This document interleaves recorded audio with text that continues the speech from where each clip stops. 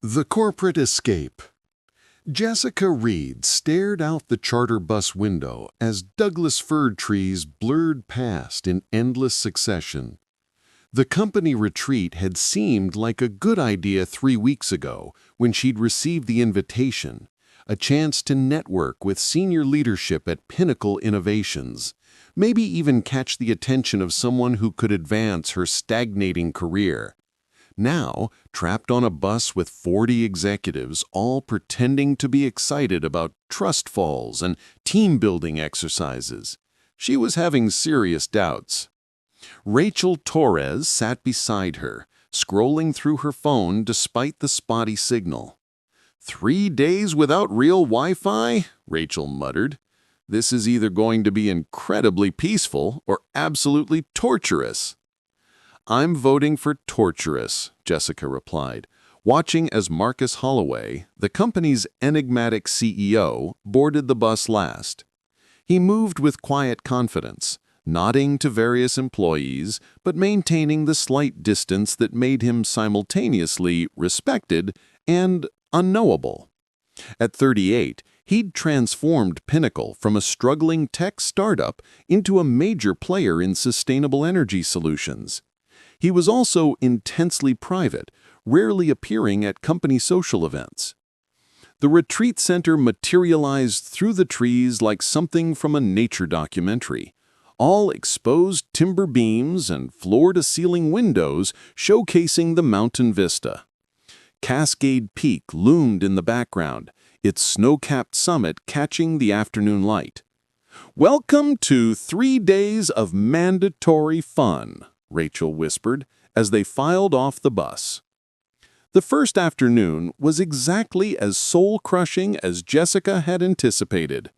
Icebreakers where everyone shared fun facts that were neither fun nor factual. Strategy sessions that could have been emails. A particularly excruciating exercise where they had to build a bridge out of spaghetti and marshmallows, while Marcus observed with an expression that suggested he was contemplating the futility of human existence. By evening, Jessica felt suffocated by forced enthusiasm and corporate speak. While everyone gathered for cocktails on the main deck, she slipped away, following a trail marker that promised scenic overlook, 2.5 miles. The path wound through old-growth forest, the sounds of the retreat fading behind her with each step. Moss covered everything in shades of emerald and jade. Bird calls echoed through the canopy. The air smelled of pine needles and damp earth. Jessica felt her shoulders dropping from where they'd been hunched near her ears all day. After 40 minutes of steady climbing, she heard it, the unmistakable rush of falling water. The trail opened onto a clearing that took her breath away. A waterfall cascaded down a rocky cliff face, maybe 40 feet high, pouring into a pool so clear and blue it looked like liquid sky. Massive boulders ringed the area, creating natural privacy. Ferns grew in impossible shades of green from every crevice. Jessica looked around carefully. The trail had been empty. The retreat was miles away. She could hear nothing but water and wind through trees. The day had been hot, and she was sticky with sweat from the hike. The water looked impossibly inviting. Before she could talk herself out of it, Jessica kicked off her hiking boots. Her socks followed, then her athletic shirt and shorts. She hesitated for just a moment in her sports bra and underwear, then thought, "Who's going to see?" She stripped completely and stepped into the pool. The water was shockingly cold, fed by snowmelt from the peak above. Her body adjusted quickly, and soon she was swimming lazy strokes across the pool, feeling more relaxed than she had in months. She dove under the waterfall itself, letting the cascade pound against her back and shoulders. This was what she'd needed, not corporate bonding, but actual solitude. Time to think without the constant pressure of performance reviews and project deadlines. She floated on her back, watching clouds drift across the patch of sky visible through the trees, feeling gloriously, wonderfully alone. Part 2. The Unwanted Witness. Jessica had lost track of time, suspended in that perfect moment of peace, when she heard a branch snap. She jerked upright in the water, heart suddenly pounding. A figure stood at the edge of the clearing, frozen mid-step on the trail. Marcus Holloway stared at her with an expression of absolute shock. His hiking clothes were damp with sweat, a water bottle dangling forgotten from one hand.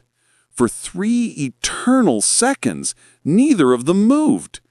Then reality crashed in. Jessica sank lower in the water, her arms instinctively crossing over her chest despite being submerged to her shoulders. "Oh, God," she gasped. Marcus seemed to snap out of his paralysis. "I'm sorry, I didn't know." The trail. He turned his back abruptly, facing the forest. "I apologize. I was just hiking. I didn't expect anyone to be here." Jessica's mind raced through 1,000 horrified thoughts at once. Her boss, her CEO, the man who signed off on promotions and reviewed her performance, had just seen her completely naked. This was a nightmare. This was a career-ending disaster. "Could you please walk back down the trail?" she called out, her voice shaking. "Of course, absolutely." But he didn't move immediately. Are you safe here alone? This area isn't really on the approved trail map." "I'm fine," Jessica said through gritted teeth. "Just go." "Right, yes." He started to leave, then paused again. "Jessica, this didn't happen. We won't speak of this. Your privacy was violated, and I take full responsibility." "Just go!" The words came out more forcefully than she intended. He left quickly, his footsteps retreating down the path. Jessica waited until the sounds faded completely before swimming to the rocks where her clothes lay. Her hands shook as she dried herself with her shirt and pulled on her underwear. The peaceful sanctuary had transformed into a scene of humiliation. How much had he seen? The question tortured her as she dressed. Had he been standing there for seconds or minutes?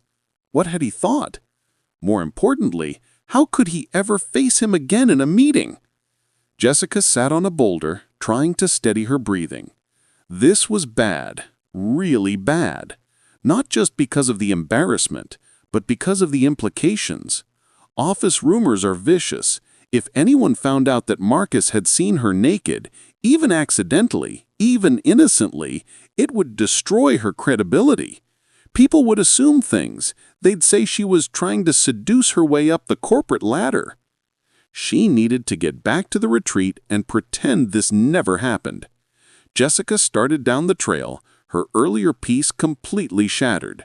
With each step, she rehearsed how she'd act when she saw him again. Professional, cool, unaffected. But when she emerged from the forest 20 minutes later, she found Marcus sitting on a bench near the trailhead. He stood immediately when he saw her, his face carefully neutral but his posture tense. "We need to talk," he said quietly. "I don't think that's a good idea. Jessica, please, just 5 minutes." He glanced toward the main lodge where people were visible through the windows. Not here, somewhere private. The irony of those words wasn't lost on either of them. "Fine," she agreed reluctantly, "but somewhere public enough that we won't fuel rumors." They walked to a picnic area between buildings, technically visible from the lodge, but far enough that conversation wouldn't carry. Marcus sat across from her, his hands clasped on the table. "I want you to know that what happened was completely accidental. I've been hiking that trail for years. I had no idea anyone else knew about that waterfall." "You've been here before?" "The company has used this retreat center for 5 years. I always hike when we're here. It's how I clear my head." He ran a hand through his hair, looking genuinely distressed. "I would never deliberately invade someone's privacy like that." "I believe you," Jessica said, and she did. Marcus might be intimidating, but he'd never struck me as creepy. But that doesn't change the fact that this is incredibly awkward. "I know." He met her eyes directly, which is why I think we should address it head-on rather than letting it fester. Here's what I propose. We both acknowledge that an uncomfortable accident occurred. We treat each other with the same professional respect we always have, and we never speak of this again to anyone. It was logical, mature, exactly what should happen. So why did Jessica feel a strange flutter of disappointment? Agreed, she said firmly. This conversation never happened. The waterfall never happened. Marcus nodded. Good. Now, regarding tomorrow's presentations, I was hoping you'd be willing to co-lead the session on market expansion strategies with Daniel from sales. Jessica blinked at the abrupt change of subject. This was Marcus's way of... That evening, unable to sleep, Jessica stepped onto her room's small balcony. The mountain air was crisp, stars brilliant overhead. She heard footsteps on the adjacent balcony and turned to see Marcus standing there, his shirt untucked, looking more disheveled than she'd ever seen him. "Can't sleep either?" he asked quietly. "Too much on my mind." They stood in silence for a moment. Then Marcus spoke, his voice carrying across the small gap between balconies. "I'm sorry.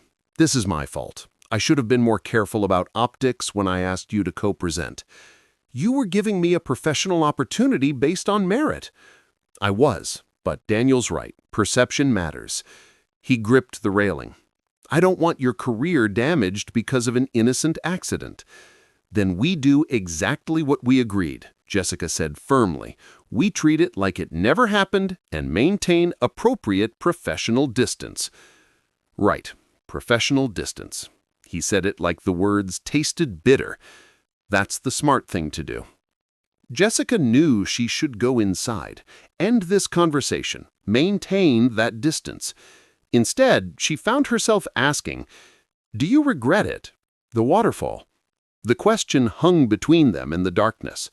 Marcus was quiet for so long she thought he wouldn't answer.